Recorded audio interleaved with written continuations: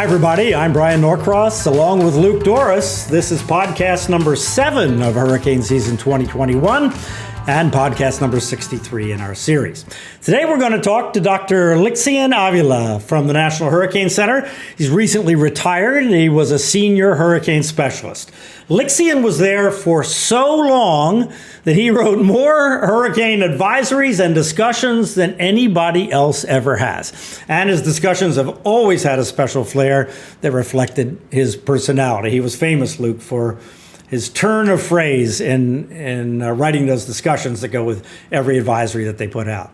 So we'll talk to Lixion about starting out in Cuba, coming to the U.S., and ending up a star at the National Hurricane Center.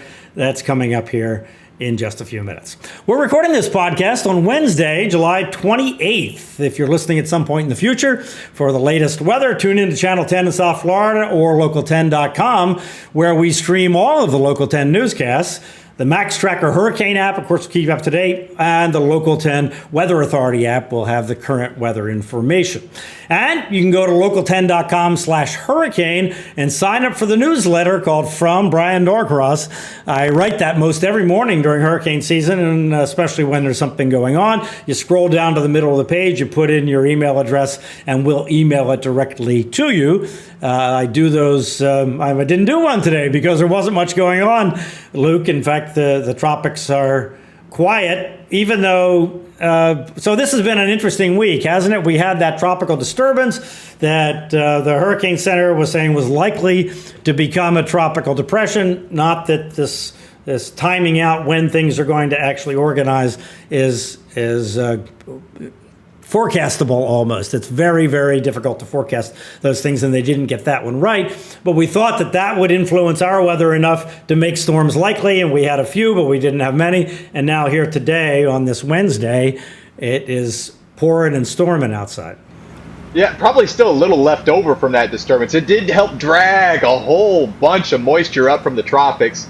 That's still kind of in the air. It's that, plus there's a system to our north that's pushing moisture down. So we're kind of getting it from both sides. But anyway, it's rainier today than it was whenever we had this disturbance that was just offshore. That had a nice swirl to it, by the way. Mm-hmm. It looked, like if you just looked at it on satellite, you saw a ring of clouds spinning around, but there were no storms in those clouds. All the storms were blown over to one side, and then they got blown over to the other side, or when the upper level winds relaxed on it, and it just, like you say, didn't come quite together. But otherwise, yeah, we look out to the tropics. A lot of dust is still out there, as it has been all month long. We talked about how unusually far south it is. The waters are on the cool side. It's just kind of quiet. Yeah, although interesting thing about the dust, and as far as Florida goes, the models keep wanting to kind of bring a batch of dust, and then when it actually comes closer to the time that it's supposed to arrive, they tend to want to bring less dust. Have you noticed that? Yes. It seems like that in advance, it looks like, oh boy, we're going to get a big outbreak of Saharan dust. My sense is that this dust forecasting is not ready for prime time completely. It's certainly nowhere near as good as hurricane track forecasts, where the system is going to go. At least not beyond day 3. It seems like, days 2, 3, maybe, but you get beyond that, like, it was over the weekend, and I was looking at what's called the dust extinction, the model from NASA, and it's got a color table, and the color table goes from dark to bright, and this was white. I mean, we're at the top of the scale for the amount of dust that was expected to move into South Florida. So I go on TV on Saturday and say, hey, look, long-range forecast, the end of next weekend, dust comes in. Might be enough. If you have COPD or asthma, this could cause problems because this looks like a big old slug of it.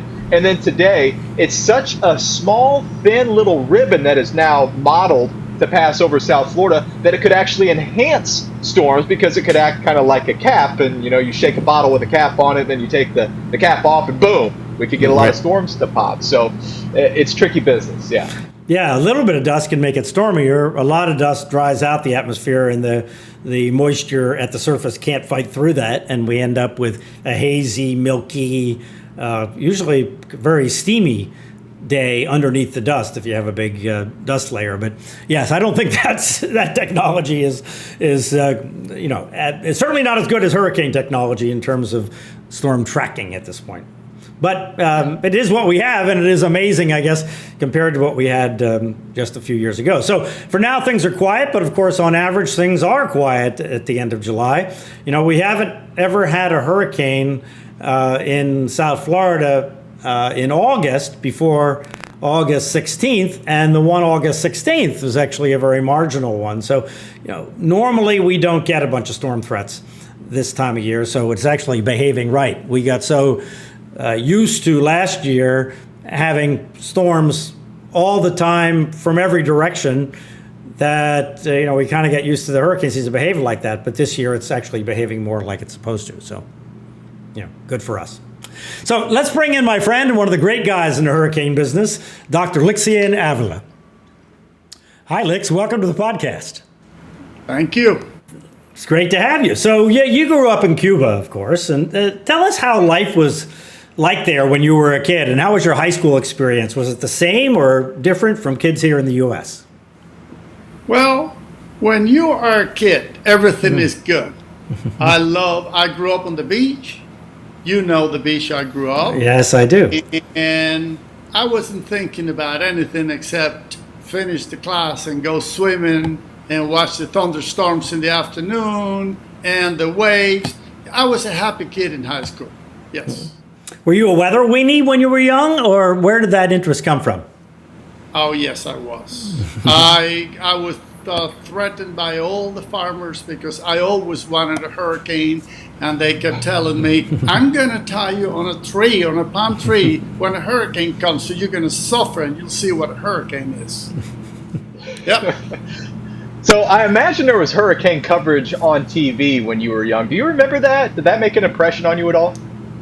Yes, I do remember TV, the director of the Met Service, and I remember the first TV I remember was Hurricane Hattie in 1961, and what they did is they put the surface map with all the isobars on the hurricane south of Cuba. Every day in the afternoon they had that.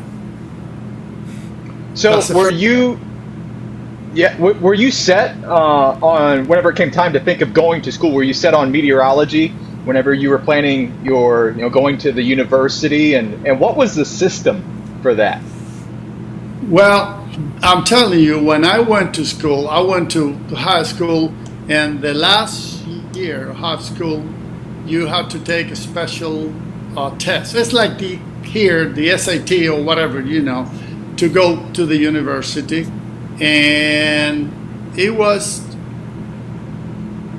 the summer of 1968, and in order to go to the meteorology school, it was not directly the university. It was a special class back then. Now it's different. Back then it was a special class at the Met Service, and you have to be interviewed and you have to apply. And one of my friends from high school knew somebody at the Met Service, and they said there's going to be an opening this year. So I went, I applied, and I was accepted, and I began my first day at the Met Service. The school was at the Met Service. They have a school in the back. I began September 18, 1968. Yeah, well, that's when I started school too. I think just about exactly on that date. It's actually, I was studying engineering at that time, which is really math and physics at that point. So Cubans, of course, are very proud of the early role that they had in hurricane science. Father Benito Ibanez issued what amounted to a hurricane warning in the 1870s, way before anything like that was happening in the U.S. And his office in Havana at the College of Berlin there is an attraction. Tourist attraction today. Was that meteorological history, part of your curriculum? I know Cubans are very, very proud of it today. I assume they were then. I have to admit that during those years in the 60s and early 70s, the Cuban government, everything that was related to the church was ignored.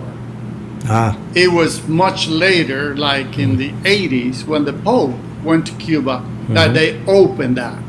But I knew everything because I I was lucky enough, like I was lucky here at the Hurricane Center, to work with the top guys in there, and they always talk to me about the old times, the story of the big fight between the weather service, what they call the weather service, and the church observatory, and they talked to me. In fact, that there's so many interesting stories about me as the director of the Hurricane Center. So they told me, oh, I have a lot of history that I'm saving for a book that I'm going to write one day. So when you're talking about the weather service, you're talking about the Cuban Met Service, because there was a battle within Cuba. There was also, going back to the 1900 hurricane, the battle between the Cuban Met Service and the Americans, because the Americans were in control and they wouldn't pay attention to the Cubans, but the Cubans knew what was going on, and the Americans had it completely wrong. So there's quite a history there of politics and weather going together. But I have the feelings that was the only big fight, I would say, or discussion between the United States and Cuba during the 1900s. After that, things got much better, and the director of the Weather Bureau went to Cuba, and I have photographs of back then, so things changed after that. Yeah, that was an odd confluence of personalities, really, that caused that issue in the 1900 hurricane. So the legacy of quality meteorology continued in Cuba, in spite of all these government changes that happened through the 20th century, right? Talk about the Cuban Met Service that you worked in. How did they operate at the time that you were there in school, in the Met Service at that time? What kind of equipment did they have? How did they make forecasts and so forth? Oh, it was, it was very interesting, because when you're going to school in there, I had all my classes in the morning, the math, physics, all the things, and in the afternoon, I had to work in some branch of the Met Service. But of course, I was in the weather department, synoptic department. Some people went to cloud physics, some other people. I was working in the forecast department, and I had to work there this afternoon. And it was the typical Met office from the 60s. You had the surface map, the open air map, and you had the rain sun, you had the rainfall data. It was not very different than in the rest of the world. I mean, at that time. Right. But of course, it was. Yeah, I don't even know how I was able, to make a forecast. But the forecast was only 24 hours. The daily forecast. I mean, you got the open air sounding from Cayman and Key West. Well, if the wind is from the south in Cayman, you're going to forecast thunders in 700 millibars. You forecast rain for Western Cuba. There are little bit rules. You did the surface map, and you put the two fingers. It was a special map, with a special size. If you put the two fingers on the north coast of Cuba, you get gales. I mean, the isobars are in between two fingers. But those rules. That's great. For years. Yeah, for a long time. I mean, all the way through the 80s, at least through the 80s. Exactly. That's how we forecast the weather. Right, Luke?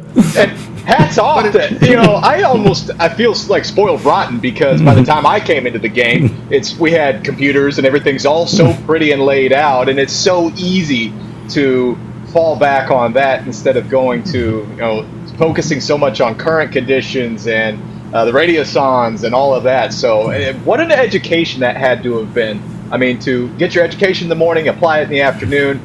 We just derived equations in Oklahoma. It seems like forecasting was a definite afterthought. But did you always want to come to the U.S. to continue your studies? How did that happen? I was very lucky, like many Cubans were lucky to be able to come to the United States. There was a moment that the conditions were proper, and I went to the American Embassy in Havana, and my mother's relatives were all in the United States, my grandmother, and my father was a political prisoner, and because of all that, I was able to go to the American Embassy and get a visa and come legally to the United States. And I was so lucky, arrived to the United States. I was working in a plumbing supply, and I didn't know there was a school of meteorology, and I ended up swimming near University of Miami to Erasmus. And Bryan knows the story.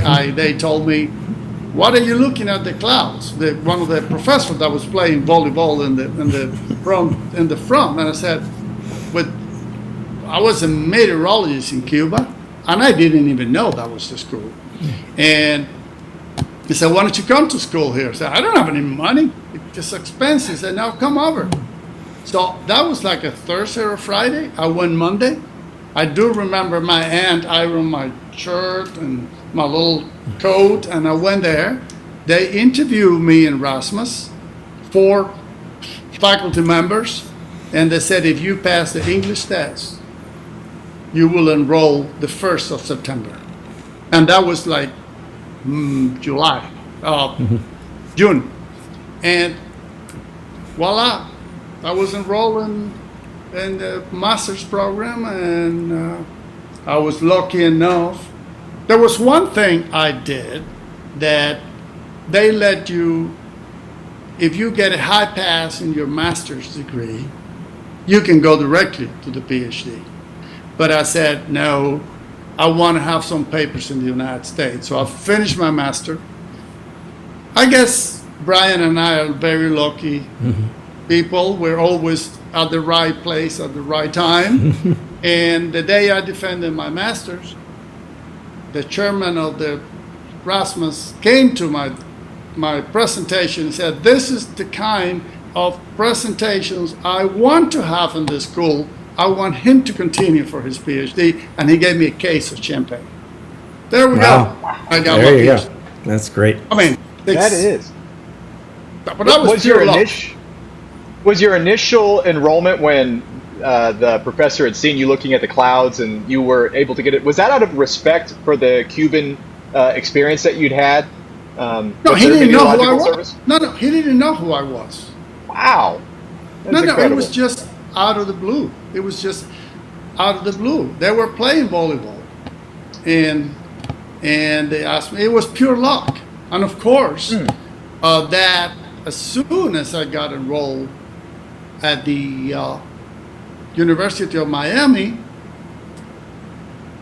Neil Frank gave me a letter of recommendation because I went to the Hurricane Center one day, and he said, "Well, so when you're ready, one day you probably work here." And then as a student, I was working for Bill Gray. I was working then. Later on, I was able to help Vernon Dvorak with his theory of, because he was, as you understand, he had to walk on crutches and he couldn't carry boxes from the basement of the Hurricane Center to look at the satellites. So that paper that he wrote, I've got all these pictures, and he was telling me, "Look at this and look at that." I'm lucky, all those things that happened to me. Well, tell me more about that. So you're at the University of Miami, you just walk into the National Hurricane Center and you start to kind of have a job there? What happened? Tell me about those days. I'll tell you this. There was a liaison, the University of Miami, historically, a liaison between the National Hurricane Center and the University of Miami. So every day there was a map discussion. And somebody had to copy the map, the surface map, from the Hurricane Center and take it to Erasmus. So I volunteered to get the map every day, driving, pick up the map. So of course, pick up the map every day, get to talk to Gil Clark, get to talk to John Hope, talk to all of them. They loved me. They really helped me. "Why don't you come later and help us?" Until one day Neil Frank said to me, would you like to help us when there is a hurricane, giving information in Spanish? What about $20 an hour? That was the first. I almost died. I almost died. And I was doing that for a long time, going into TV, and because before me was Jose Partagas. Mm-hmm. Wow. But Jose was reading that. He was an old person. He was very respectful and all that, but he was just reading. I was younger. I was giving, I was copying Bryan. Bryan wasn't in Miami yet. but it was that how I began. And then Bill Gray needed somebody who collected data from the Hurricane Center, and Charlie Newman said, I have the perfect person. And the forecasters, John Hope and all that, said, oh, he's going to do it. So I did it. Yeah. And he paid me $100 a week. Wow. Which was a lot of money back then. Oh, no. Yeah, when the gasoline, I used to wait for the gas to go down to 19.9 at the gas station before I'd fill up. I'd run on fumes, until the gas wars would go down to 19.9 cents a gallon. It's crazy. But so the names you're throwing out, Lix, they are the all-time legends, the greats of meteorology. For people that don't know, Neil Frank really was the first, I wouldn't just say the first modern National Hurricane Center director, not to take anything away from his predecessors, but Neil really took the Hurricane Center, the communications coming out of the Hurricane Center to a different level, the interaction with the public to a different level. So I think that probably dictated to some degree the idea of branching out into Spanish, beyond what they had done. He was the one who really connected the emergency managers with the Hurricane Center. It was a complete disconnect, and he began to do that. And Neil hired me, and later on. But first he hired me as a forecaster. To get the advisory, and he trusts me because he didn't know a word of Spanish, but he trusts me what I was just saying, and that was Neil Frank, and then Bob, but my main contact was with Gil Clark and John Hope and Miles Lawrence, and Hal Garish became hurricane specialist. But Hal Garish was my meteorology professor in Rasmus.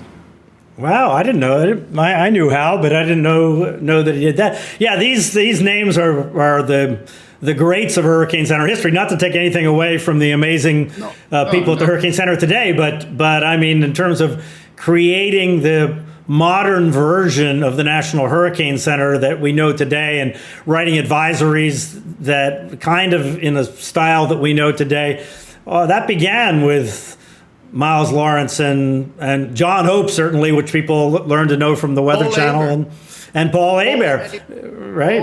I have letters signed by Paul Aber. I have all the things when because Paul had to sign my checks when I did the interviews. Paul had to sign checks, so I had those papers saved.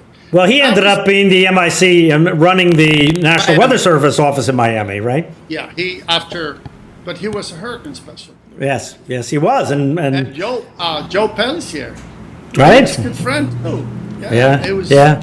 These are the great names for the young people that that are listening to this. As you read the history of meteorology, these are the names. It really is amazing that you, and to some degree I got to experience many of them. So you say that you learned, I've heard you say you learned meteorology in Cuba, but you really didn't learn how to forecast hurricanes until you got to be working with those people at the National Hurricane Center. What's the difference between just meteorology and actually forecasting in a real sense what's going to happen with a storm in the next 3 days, say? My knowledge in Cuba, I knew certain things, but it's the difference between working in a forecast office in Cuba, that you only have to deal with a hurricane when it's near Cuba, to work in a national center that we start tracking the system all the way from Africa to near Hawaii. And it was not that I learned. There are many things that I'm learning or not, but the way it was done here, it was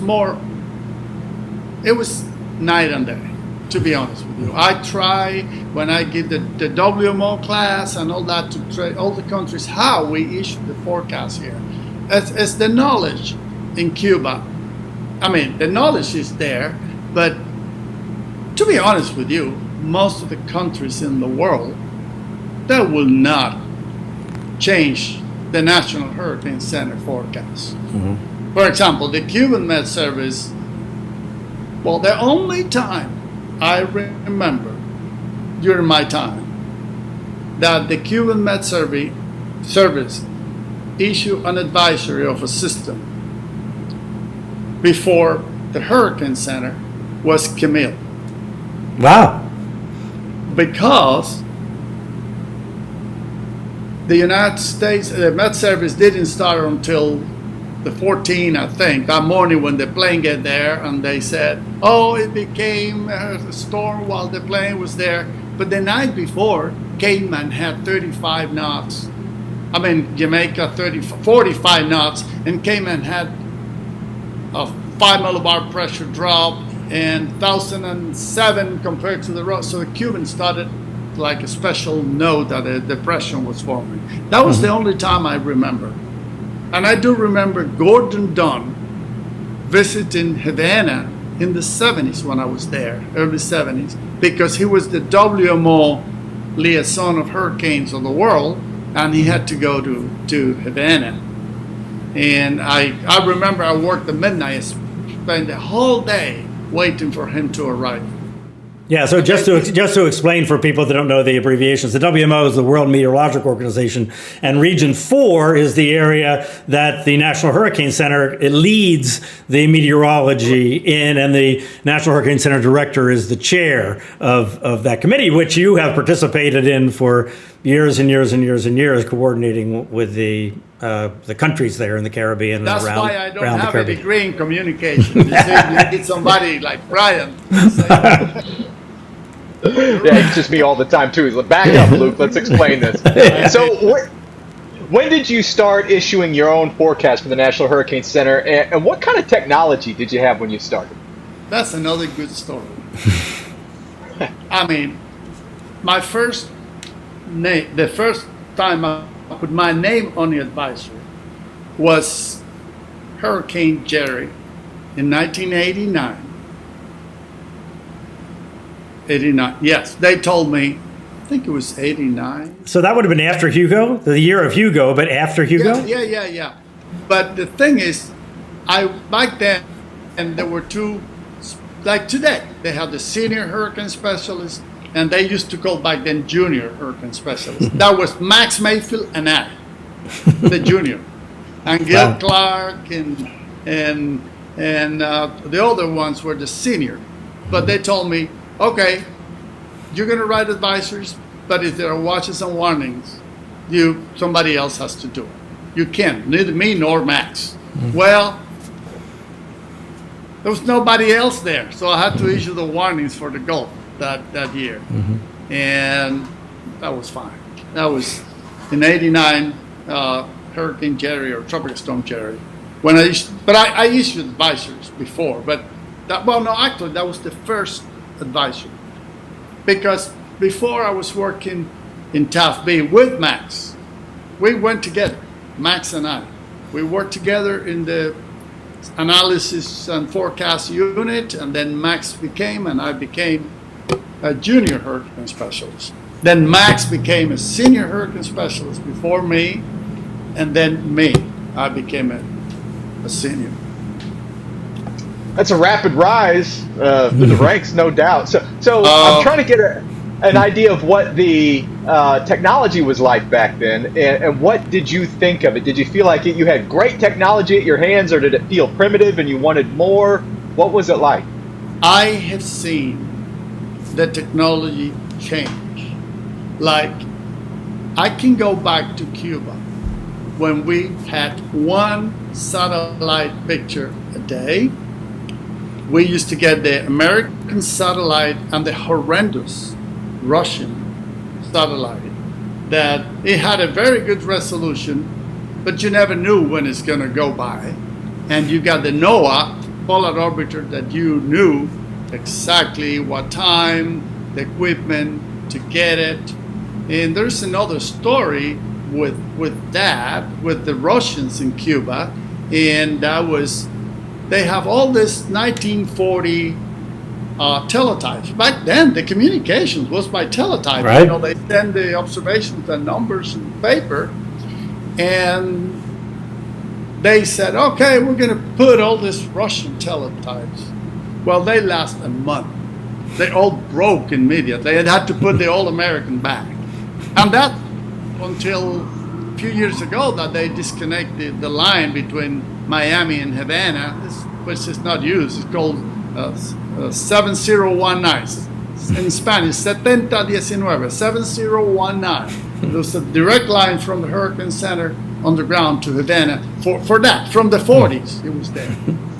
But it was a low communication line. It couldn't do much. But back then, it was good.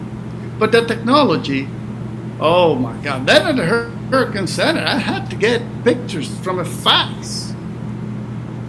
And I had to every day get all these pictures and put it in an envelope. And it was, the changes. Come on. In 1980, we only had one 500 millibar map a day in fax, 3-day forecast, and it came at 5 p.m. At 5 p.m., you get the 500 millibar map. Now you got enough to gag a horse. Now you have to throw away some of them others. Right. Yeah. Well, it was really. I remember the fax where the satellite images came on the fax. Working in television, when I first started in television, the only way you got a satellite loop was that the network. In my case, it was my first station was an ABC station. They somehow got the loop from NOAA, and they fed it down as a piece of video. So it came in the afternoon, and you had that one loop for the day, and you had to use that on the early news and the late news, and it was just a kind of wide view of the country in a satellite kind of projection. There was no getting data. It was. I always complain about the television satellite loops because I understand they were not made for me. They're made for the public. So even today, the worst thing I can see on TV is those colorful satellite loop that doesn't give you anything. Instead, why don't you use a beautiful visible picture that you can see everything during the day?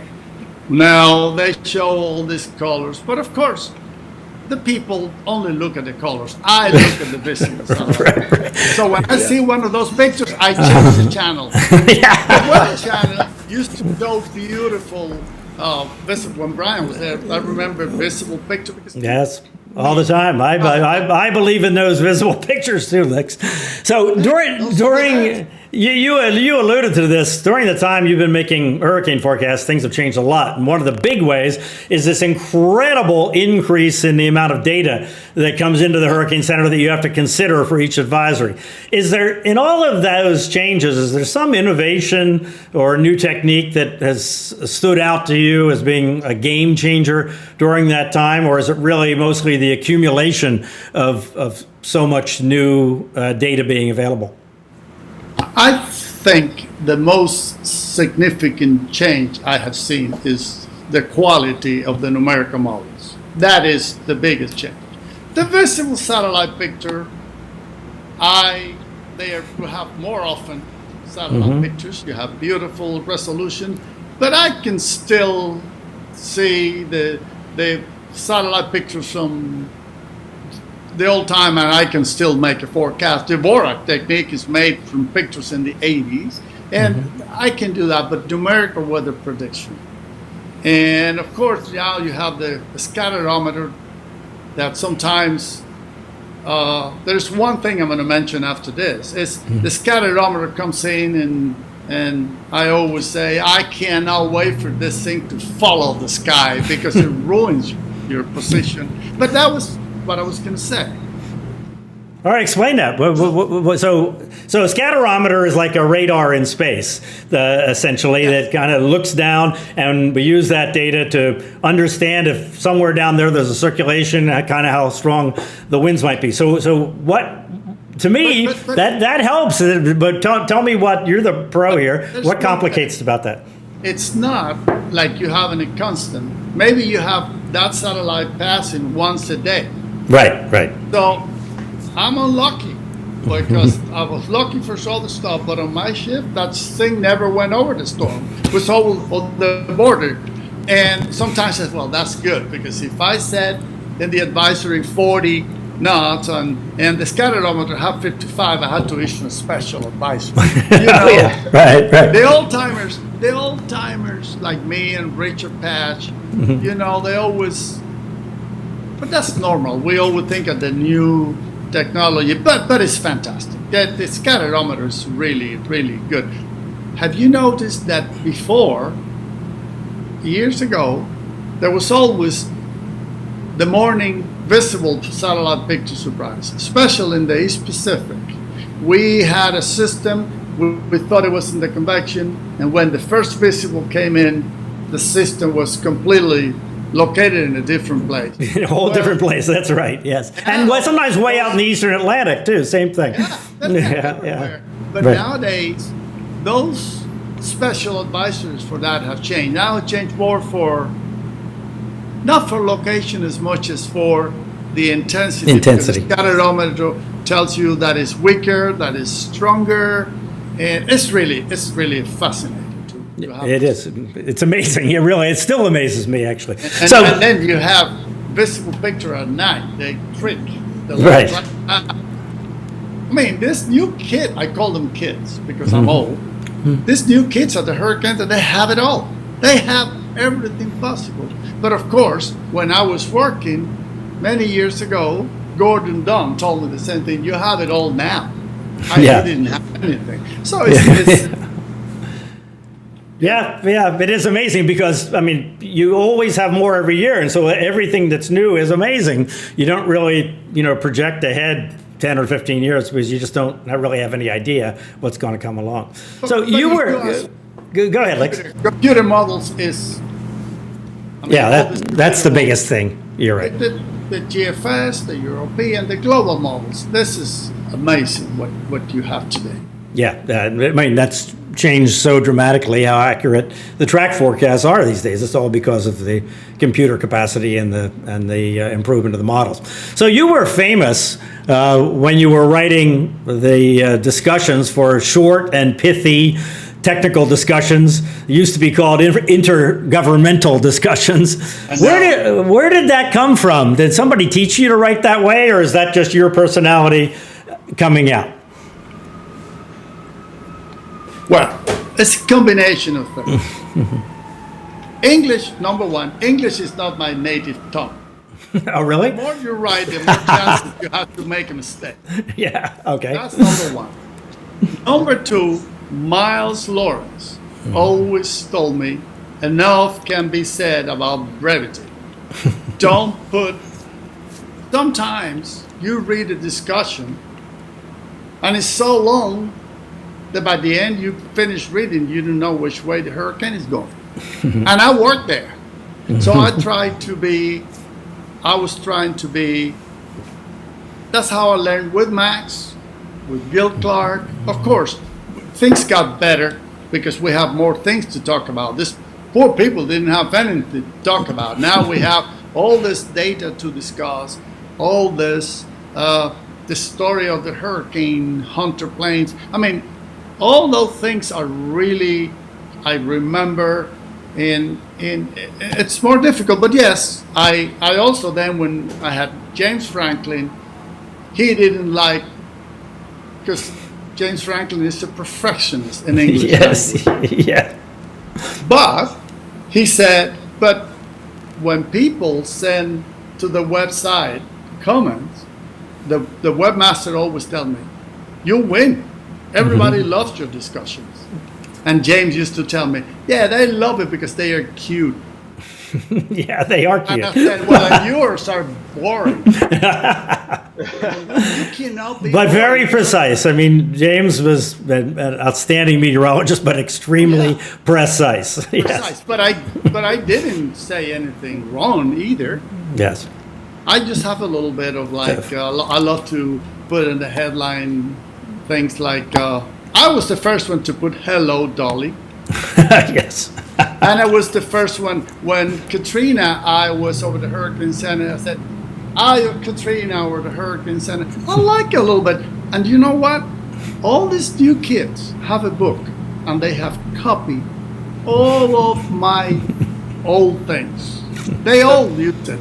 Solinsky told me, I'm thinking about you, Lixion. When he texted me when he's writing, he said, I just thought you're going to like this because it's one of yours. You know, but it's fun. Yeah.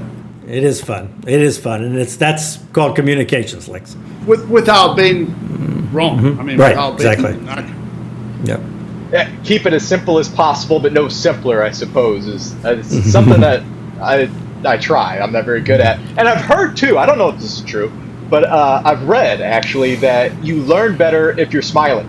So maybe that cements in people's brains when they used to read your discussions and hello, Dolly was at the very top of it. Now they're in it. Now they're engaged. It makes all the sense.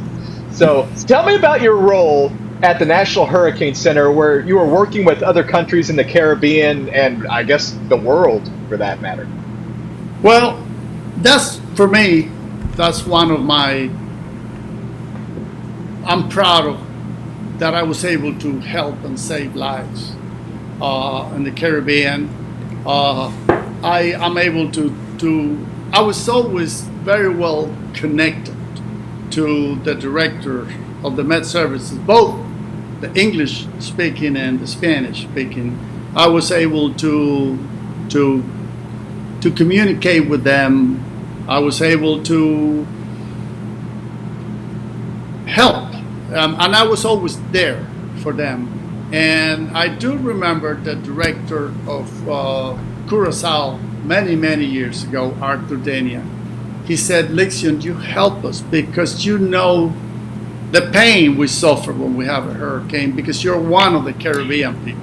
They see me like a Caribbean man. They always saw me like a Caribbean, a Cuban man. They never saw me like the gringo telling me what to do. They almost saw like the Caribbean man. And I took advantage of that to help the Hurricane Center, NOAA, and always represent the United States the best I could. Yeah, I imagine. And not to mention that you were much more fluent in a lot of the, in speaking just the language to a lot of people. I bet that was very instrumental. So in all of your interactions with meteorological services around the world, did politics ever come into play, or is meteorology above any political differences that governments may have had? I'm going to say one phrase that one common friend that Bryan and I have. It's like Jose from Cuba. He's part of the Met Services. And all. He says, a hurricane doesn't need a visa to enter in any country. They just go.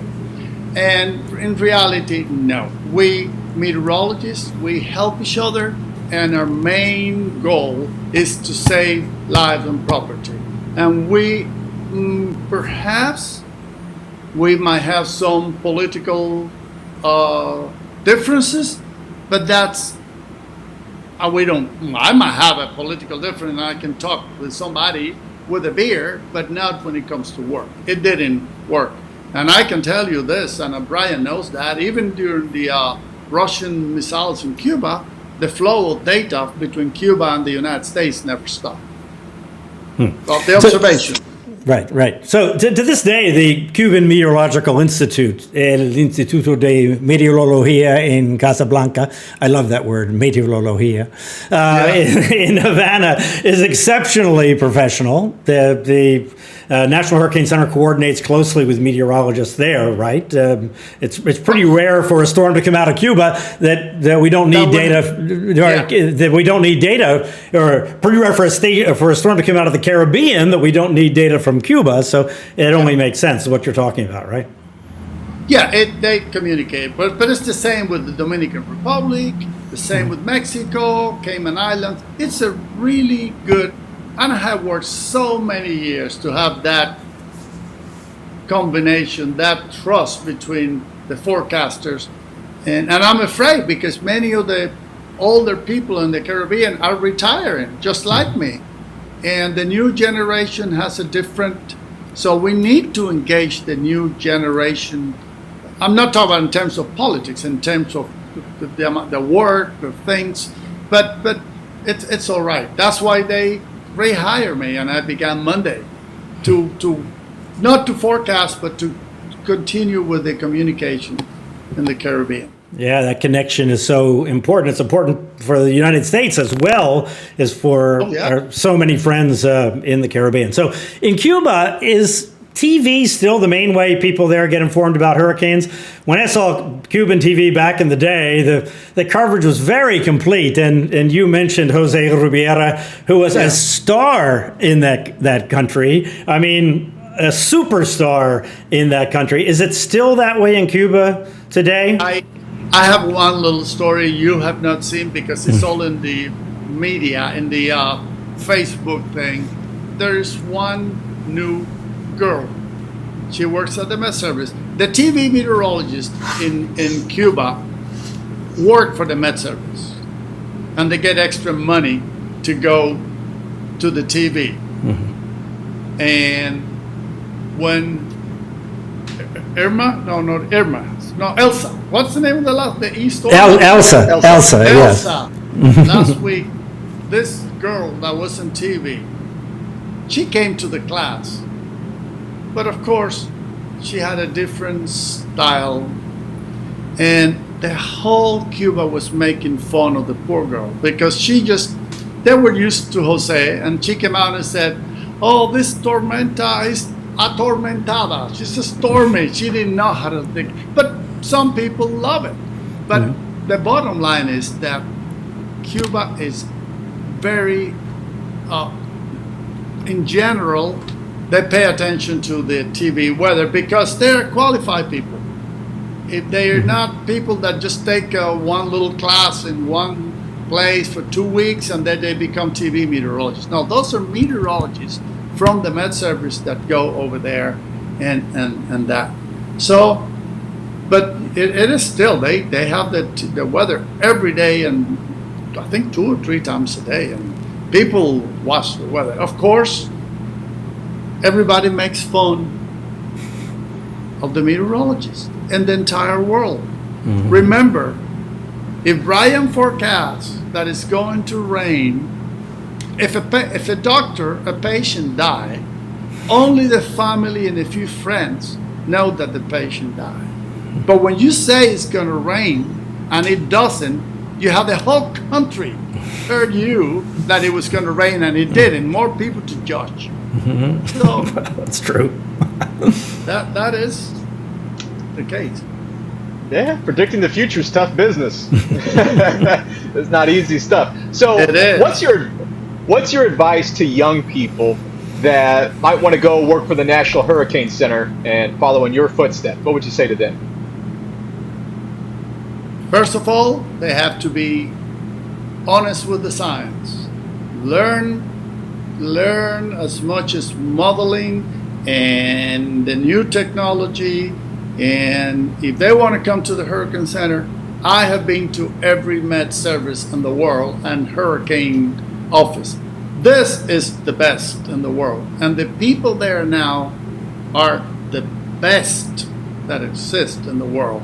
So they have to study, they have to be patient, they have to be honest, and think that they are not going to go there and have fun with hurricane. You can have fun at home, but when you're there, you're saving lives and you're protecting people. Well, no doubt it is. You guys are the premier hurricane forecasters of the world. It's just remarkable what you do there. You are just a wealth of knowledge. You've got so much experience. What kind of forecasting tips and tricks would you pass on to, say, somebody like me? You know, I haven't been in this game nearly as long as you have. What would you say? What are some forecasting tips? Oh, they all. But I use things in in plain language with my friends, and I have more connection with some of them than others.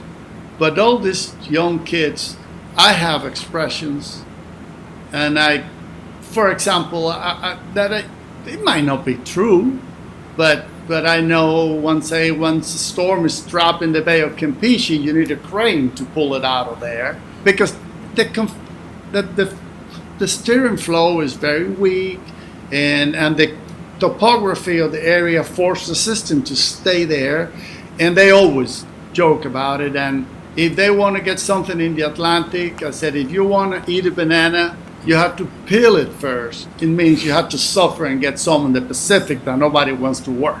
Everybody wants the Atlantic. So I have my old tricks that they all know because I talk. I'm vocal, but nothing is scientific. In the science, they are all so good, and they're much better nowadays because they already have more knowledge than me. I might have more history, but they are so good. They're all of them. All of these new kids in there. It is really amazing. I mean, I've been around not as long as you, but working with the Hurricane Center over the last 35 years, more than that directly, and to see the quality of the young people, and their ability to write and communicate. Talking to Robbie Berg about this here on the podcast a few weeks ago, the ability to communicate today of young people working at the Hurricane Center, not in general in society, by the way, but at the Hurricane Center, it is remarkable, I think. Well, Robbie for me, is one of the, when you read the discussion written by Robbie, it's so clear. There's no room for mistakes or anything. He's so perfect in writing, and that's his biggest skill. He's able to communicate. However, if you might talk to him one-to-one, he might be quiet. But when he expresses something scientifically in a discussion, he's amazing. Yeah, it's absolutely true. He and a number of the other, in fact, there's not anyone that I would say, well, okay, it's not going to be a good discussion. They're all, the young ones are just amazing. Yes, of course. All right, Lix, well, go ahead. Once I was the youngest hurricane specialist ever in the United States, because back then there were positions for life, so there were people already. But when I left, I was the oldest in the United States. But yeah. When I was in TV many years ago, they called me Flash because I was, doing 17 things at the same time, and I was the youngest one in the newsroom there, and now just the opposite. So, yes, Lix, since you and I are almost exactly the same age, I can say with certainty that you still have a lot of time to do a lot of things, and I know you will. So, it's great that you're going to work with the Hurricane Center, and it's great you're going to continue with your passion of working with the Met Services in the Caribbean, and keeping that connection going is so important for forecasting for the U.S., but also because we have so many friends there to be sure that they have the best service they can. So that's great to know that you're going to continue that. And thank you for inviting me. This is fun. And Luke, are you in Miami? Yeah. I'm in Fort Lauderdale. Well, I mean, South Florida. Yeah. Yeah. We're all linked in with Channel 10. So, all right, Lix, thanks for being with us. It was great to talk to you. Be well. We'll talk to you soon. You can edit all you want. Take care. Have a good day. Bye-bye. Bye. Dr. Lixion Avila, retired senior hurricane forecaster at the National Hurricane Center. And it's great that Lixion is going to continue working with the Hurricane Center because hurricanes are definitely in his blood, wouldn't you say? Yeah, he's the kind of guy I'd like to have a beer with and just listen to stories. He's got them for days. There is no doubt about that. He started a lot of his sentences with, here's a story for you. Yeah. Yeah, he's great. So, Luke, what do you remember about the technology when you first started making forecasts? Has it changed significantly in your time? Mine has been more of an evolution than a revolution in most cases. All right, so some the weather weenies, they start forecasting when they're 9 years old. I was not one of those. I didn't make a forecast until I was in college and started studying meteorology. I always had the interest. So my beginnings of forecasting was 2007, 2008, something like that. And it's not changed drastically since then. Some things that have been really helpful have been, we got the News Goes 16, Goes 17 satellites. Those are great. Mm-hmm. So that was a big jump. The high resolution weather models, the HRRR, and some of these are just incredible. But even back in but not for hurricanes. You're talking about for just daily weather forecasting. Daily. Yeah, sure. So when did the HWRF come online? And some of these, It's been around quite a long time, but the HWRF evolves every year, so it's a drastically different model. This high resolution, super high resolution nested model that has, I don't remember what the latest resolution is, but it's very, very high of the core of the hurricane. So in theory, they keep working on it. Hopefully this will be the answer to how strong the storm is going to be.